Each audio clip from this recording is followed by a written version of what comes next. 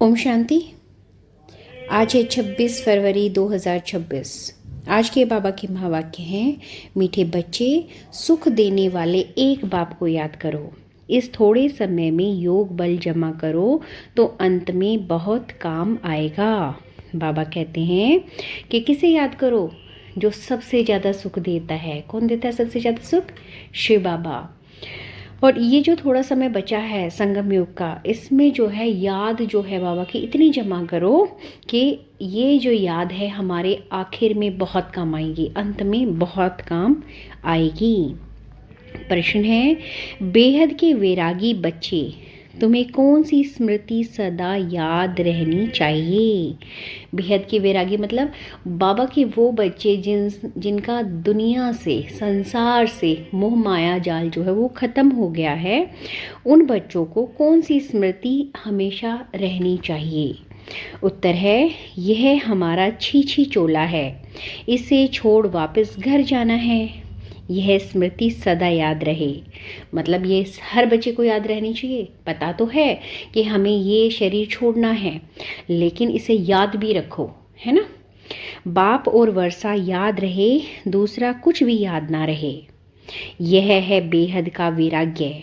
कर्म करते याद में रहने का ऐसा पुरुषार्थ करना है जो पापों का बोझ सिर से उतर जाए, आत्मा तमो प्रधान से सतो प्रधान बन जाए।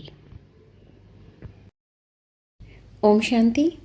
बाप बच्चों को रोज़ बहुत सहज बातें समझाते हैं। यह है ईश्वरीय पाठशाला। बरोबर गीता में भी कहते हैं, भगवान वाच, भगवान बाप सबका एक है। सब भगवान नहीं हो सकते, हाँ सब बच्चे हो सकते हैं एक बाप के। यह ज़रूर बुद्धि में आना चाहिए कि बाप स्वर्ग नई दुनिया की स्थापना करने वाला है। उस बाप से हमको स्वर्ग का वर्षा ज़रूर मिलना होगा। भारत में ही शिव जयंती गाई जाती है, परंतु शिव जयंती कैसे होती है यह तो बाप ही आकर समझाते हैं। बाप आते हैं कल्प के संगम युग पर। बाबा कब आते हैं? संगम युग पर, है ना। अब कौन सा युग चल रहा है? बाबा के बच्चे जानते हैं ना कौन सा युग चल रहा है? संगम युग। बच्चों को फिर से पतित से पावन बनाने अर्थात वर्षा देने। इस समय सबको रावण का श्राप है, इसलिए सब दुखी हैं। अभी कलयुग पुरानी दुनिया है। यह हमेशा याद रखो कि हम ब्रह्मा मुख वंशावली ब्राह्मण हैं, क्योंकि ब्रह्मा बाबा ने अपने मुख से सारा ज्ञान सुनाया ना, तो हम क्या हुए? ब्रह्मा मुख वंशावली ब्राह्मण बच्चे, है ना। जो भी अपने को ब्रह्मा कुमार कुमारी समझते हैं उनको ज़रूर यह समझाना चाहिए कि कल्प कल्प डाड़े से ब्रह्मा द्वारा वर्षा लेते हैं। इतने ढेर बच्चे और कोई को हो नहीं सकते।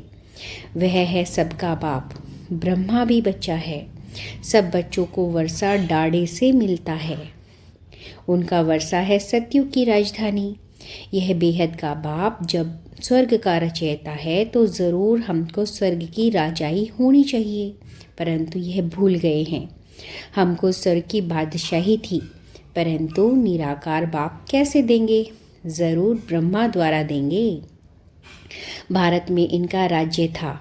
कभी कल्प का संगम है, संगम पर ब्राह्मण हैं, तब वो बीके कहलाते हैं। अंधश्रद्धा की कोई बात हो नहीं सकती। एडॉप्शन है।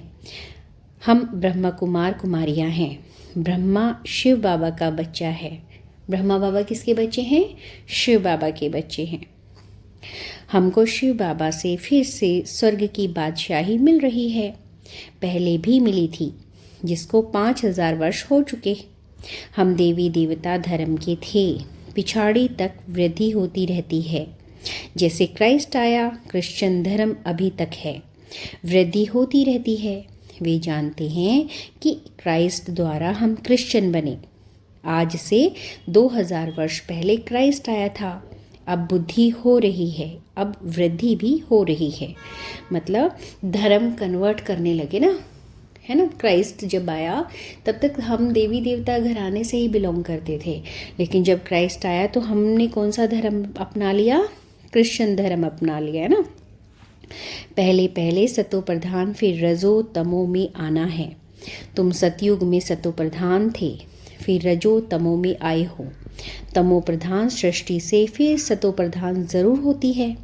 नई दुनिया में आदि सनातन देवी देवता धर्म था। मुख्य धर्म है 4। तुम्हारा धर्म आधा कल्प चलता है।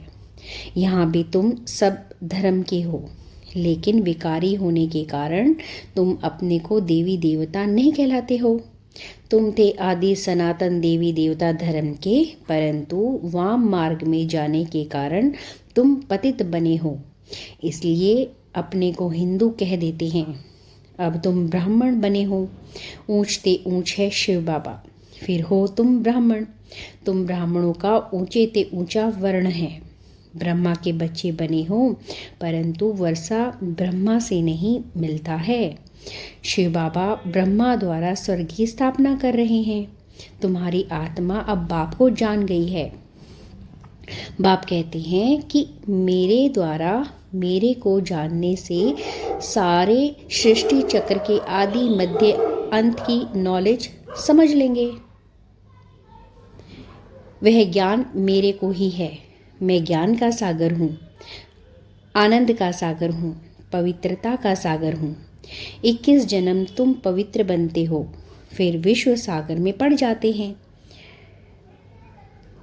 अभी ज्ञान का सागर बाप तुम पतित से पावन बनाते हैं।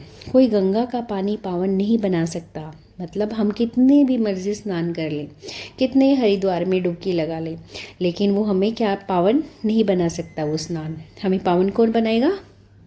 बाबा ही बना सकते हैं। बाबा की याद ही बना सकती है। स्नान करते जाते हैं, परंतु वह पानी कोई पतित पावन नहीं है। यह नदियाँ तो सतयुग में भी थी, तो कलयुग में भी हैं। पानी का फर्क नहीं रहता। कहते भी हैं स्वर्ग का सदगति दाता एक राम। वही ज्ञान का सागर पतित पावन है। बाबा आकर ज्ञान समझाते हैं, जिससे तुम स्वर्ग के मालिक बनते हो। सतयुग त्रेता में भक्ति शास्त्र आदि कुछ होते नहीं हैं। तुम बाप से वर्षा लेते हो सदा सुख का। ऐसे नहीं, वहाँ तुमको गंगा स्नान करना है, वह कोई यात्रा करनी है। तुम्हारी यह है रूहानी यात्रा, जो कोई मनुष्य सिखला नहीं सकते। बाप है सब आत्माओं का बाप। जिस्मानी बाप तो अनेक हैं, रूहानी बाप एक है। मतलब हमारे जो शरीर के पिता हैं वो बहुत सारे हैं, सबके अलग अलग हैं, है ना। लेकिन हमारी आत्मा का जो पिता है वो कौन है? शिव बाबा, वो एक ही है। यह पक्का पक्का याद कर लो। बाबा भी पूछते हैं तुमको कितने बाप हैं, तो मूंझ जाते हैं कि यह क्या पूछते हैं। बाप तो सबका एक होता है, 2-3 बाप कैसे होंगे? बाप समझाते हैं उस परमात्मा बाप को याद करते हो दुख में हमेशा कहते हो, हे परम पिता परमात्मा हमको दुख से छुड़ाओ। तो 2 बाप हुए ना, एक जिस्मानी बाप, दूसरा रूहानी बाप, जिसकी महिमा गाते हैं तुम मात पिता हम बालक तेरे, तुम्हारी कृपा से सुख घनेरे। लौकिक माँ बाप से सुख घनेरे नहीं मिलते हैं। जब दुख होता है तो उस बाप का सिमरन करते हैं। यह बाप ही ऐसा प्रश्न पूछते हैं, दूसरा तो कोई पूछ ना सके। भक्ति मार्ग में तुम गाते हो, बाप आप आएंगे तो हम आपके सिवाय और कोई की नहीं सुनेंगे। और तो सब दुख देते हैं, आप ही सुख देने वाले हो। हम बच्चे क्या कहते हैं भक्ति मार्ग में? हम किसी की बात नहीं मानेंगे, हम सिर्फ आपकी बात मानेंगे, क्योंकि और सब क्या देते हैं? दुख देते हैं। और भगवान क्या देते हैं? सुख देते हैं। तो बाप आकर याद दिलाते हैं कि तुम क्या कहते थे। तुम जानते हो तुम ही ब्रह्मा कुमार कुमारी कहलाते हो। मनुष्य की ऐसी पत्थर बुद्धि है जो यह भी नहीं समझते कि बीके क्या हैं, मम्मा बाबा कौन है। यह कोई साधु संत नहीं है। साधु सन्यासी को गुरु कहेंगे, माता पिता नहीं कहेंगे।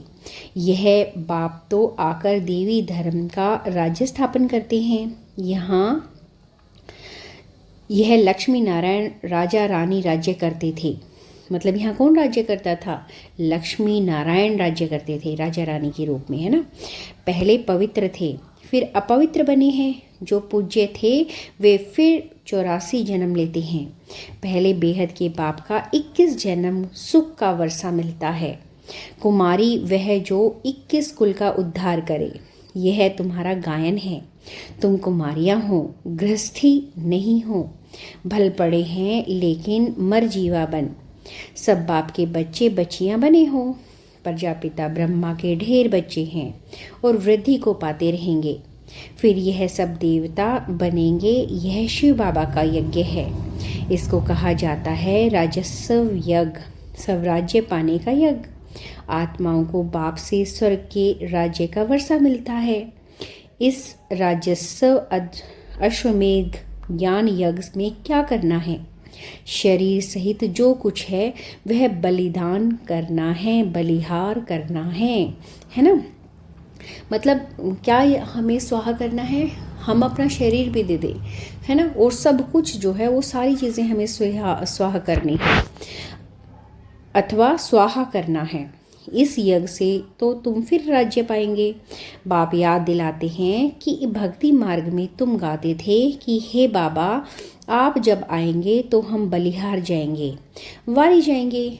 अब तुम अपने को सब ब्रह्म कुमार कुमारियाँ तो समझते हो। भल रहो अपने गृहस्थ व्यवहार में, परंतु पावन रहना होगा, कमल पुष्प समान। अपने को आत्मा समझो। हम बाबा के बच्चे हैं, तुम आत्माएं हो आशिक। बाप कहते हैं मैं हूँ एक माशूक, तुम मुझे माशूक को पुकारते रहते हो।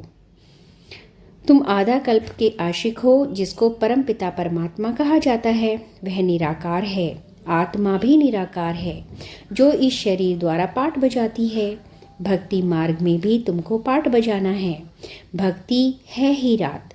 अंधियारे में मनुष्य ठोकरें खाते हैं। द्वापर से लेकर तुमने ठोकरें खाई हैं। इस समय महादुखी हो गए हो। अब पुरानी दुनिया का अंत है। यह पैसा आदि सब मिट्टी में मिल जाना है।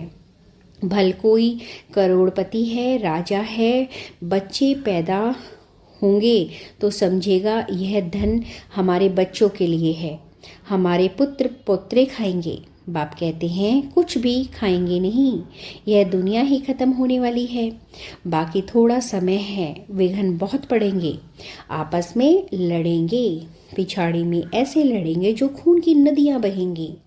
तुम्हारी तो कोई से लड़ाई नहीं, तुम योग बल में रहते हो। तुम याद में रहेंगे तो कोई भी तुम्हारे सामने बुरे विचार से आएंगे तो उनको भयंकर साक्षात्कार हो जाएगा और झट भाग जाएंगे। मतलब बाबा कहते हैं आगे आने वाला समय और ज़्यादा खराब है, लेकिन बाबा के जो बच्चे हैं जो याद में रहते हैं, अगर उनके सामने कोई चीज़ आती है तो कोई भी चीज़ उन्हें परेशान नहीं कर सकती, क्योंकि उन्हें भयंकर उन जो परेशान करेंगे उन्हें भयंकर साक्षात्कार होगा और वो विघ्न जो भी हैं वो हम बच्चों के सामने से भाग जाएंगे। तुम शिव बाबा को याद करेंगे और वे भाग जाएंगे। जो पक्के बच्चे हैं पुरुषार्थ में रहते हैं कि मेरा तो एक शिव बाबा, दूसरा न कोई। बाप समझाते हैं कि हथकारडे बच्चों को घर को भी संभालना है, परंतु तुम आत्माएं बाप को याद करो तो पापों का बोझ भी उतर जाएगा। सिर्फ मुझे याद करो तो तुम तमो प्रधान से सतो प्रधान बन जाएंगे, परंतु नंबरवार पुरुषार्थ अनुसार। फिर तुम सब यह शरीर छोड़ेंगे। बाबा सभी आत्माओं को मच्छरों सदृश ले जाएंगे। बाकी सारी दुनिया की सजाएं खानी हैं। भारत में बाकी थोड़े जाकर रहेंगे। उसके लिए यह महाभारत लड़ाई है। यहाँ तो बहुत वृद्धि होगी। प्रदर्शनी, प्रोजेक्टर आदि द्वारा कितने सुनते हैं। वह प्रजा बनती जाती है। राजा तो एक होता है, बाकी होती है प्रजा। वजीर भी प्रजा की लाइन में आ जाता है। ढेर प्रजा होती है। एक राजा की लाखों के अंदाज में प्रजा होती है, तो राजा रानी की मेहनत करनी पड़े ना। मतलब अगर हम बाबा की अच्छी रीति याद करते हैं बाबा को, तो हम क्या बनेंगे? राजा रानी बनेंगे, है ना। बाबा के बच्चे तो सभी बनेंगे सतयुग में, है ना। जो प्रजा है वो भी बाबा की बच्ची होगी, क्योंकि सतयुग की प्रजा है ना। लेकिन अगर हम कम याद करेंगे तो हमें पद कैसा मिलेगा? नीचा पद मिलेगा ना। हम प्रजा रूप में आएंगे ना उस टाइम पे। यही समझा रहे हैं। तो हमें बाबा को ज़्यादा से ज़्यादा याद करना है। बाप कहते हैं, सब कुछ करते निरंतर मुझे याद करो। जैसे आशिक माशूक होते हैं जिनको का जिस्मानी लव रहता है। हम देखते हैं ना, जब हम लव मैरिज होती है, लड़का लड़की को पसंद करता है तो कितनी शिद्दत से एक दूसरे को याद करते हैं। ऐसी ही याद चाहिए बाबा के लिए, है ना, कि हमें पूरी शिद्दत से बाबा को याद करना है। तुम बच्चे इस समय आशिक हो, तुम्हारा माशूक आया हुआ है, तुमको पढ़ा रहा है। पढ़ते पढ़ते तुम देवता बन जाएंगे, याद से विक्रम विनाश होंगे और तुम सदैव निरोगी भी बनेंगे। फिर 84 के चक्कर को भी याद रखना है। सतयुग में इतने जन्म, त्रेता में इतने जन्म। हम देवी देवता धर्म वालों ने पूरे 84 जन्म चक्कर लगाया है। आगे चलकर तुम बहुत वृद्धि को पाएंगे। तुम्हारे सेंटर्स हजारों की अंदाज में हो जाएंगे। गली गली में समझाते रहेंगे कि सिर्फ बाप को और वर्षे को याद करो। अब चोला घर वापस। यह तो छी चोला है। यह है बेहद का वैराग्य। सन्यासी तो सिर्फ हद का घर बार छोड़ देते हैं। वह है हठ योगी। वह राजयोग सिखला नहीं सकते। कहते हैं यह भक्ति भी अनादि है। बाप कहते हैं यह भक्ति तो द्वापर से शुरू होती है। 84 पौड़ियाँ उतरी, अब तुम तमो प्रधान बने हो। तुम सो देवी देवता थे। 84 पौड़ियाँ उतरने का मतलब हमने 84 जन्म लेते लेते अब हम क्या बन रहे हैं? संगम युग पर किसकी तैयारी कर रहे हैं? देवी देवता बनने की। क्रिश्चियन कहेंगे हम सो क्रिश्चियन थे। तुम जानते हो हम सतयुग में थे। बाप ने देवी देवता धर्म स्थापन किया है। यह तो लक्ष्मी नारायण थे, वह अब ब्राह्मण बने हैं। मतलब जो सतयुग में जो लक्ष्मी नारायण थे वो भी इस वक्त क्या बन चुके हैं? ब्राह्मण बच्चे बन चुके हैं। सतयुग में एक राजा रानी थे, एक भाषा थी। यह भी बच्चों ने साक्षात्कार किया है। तुम हो सब आदि सनातन धर्म के। तुम ही 84 जन्म लेते हो। वह जो कहते आत्मा निर्लेप है, वह ईश्वर सर्वव्यापी है, यह रॉन्ग है। इसमें आत्मा है, फिर कैसे कहते हो हमारे में परमात्मा है? फिर तो सब फादर्स हो गए। कितने तमो प्रधान बन गए हैं। आगे जो सुनते हैं वह मान लेते हैं। अब बाप आकर सत्य सुनाते हैं। तुमको ज्ञान का तीसरा नेत्र देते हैं, जिससे तुम सृष्टि के आदि मध्य अंत को जानते हो। अमर कथा भी यह है। बाकी सूक्ष्म वतन में कथा आदि है नहीं। यह सब भक्ति मार्ग का सैम्पलिंग है। तुम अमर कथा सुन रहे हो अमर बनने के लिए। हम बाबा से क्या सुन रहे हैं? अमर कथा सुन रहे हैं, बाबा का ज्ञान सुन रहे हैं अमर बनने के लिए। वहाँ तुम खुशी से एक शरीर छोड़ दूसरा जाकर लेंगे। यहाँ तो कोई मरता है तो रोते पीटते हो। मतलब यहाँ पर जो सतयुग का वक्त होता है वहाँ पर अगर कोई मर जाता है ना तो कोई दुखी नहीं होता, खुशी से छोड़ते हैं, क्योंकि उनको पता है उन्हें दूसरा शरीर लेना है। लेकिन अगर यहाँ किसी की डेथ हो जाए या कोई मर जाए तो कितने दुखी होते हैं, कितने परेशान होते हैं। एक कारण उसके पीछे ये भी है कि सतयुग में उम्र जो होती है वो बहुत लंबी होती है, 100 से 150 साल तक उम्र होती है। तो किसी के जाने का बहुत दुख भी नहीं होता है ना। लेकिन अब जो लोग मरते हैं वो बहुत कम आयु के बहुत लोग मरने लगे हैं, तो दुख भी ज़्यादा होगा, है ना। वहाँ बीमारियाँ आदि होती नहीं, सदैव हेल्दी रहते हैं, आयु भी बड़ी होती है। वहाँ पतितपना होता नहीं, मतलब वहाँ कोई मतलब परेशान नहीं होता है ना, कलेश नहीं होता, कुछ नहीं होता सतयुग में। अब यह पक्का कर लेना है कि हमने 84 का चक्र पूरा किया है। अब बाबा हमको लेने आया है, पावन बनने की युक्तियाँ भी तुमको बताते हैं। सिर्फ तुम बाप को और वर्षे को याद रखो। क्या करना है हम बच्चों को? सिर्फ एक ही काम करना है, सिर्फ एक। क्या?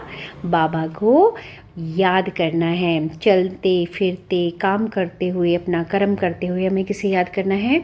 शिव बाबा को याद करना है।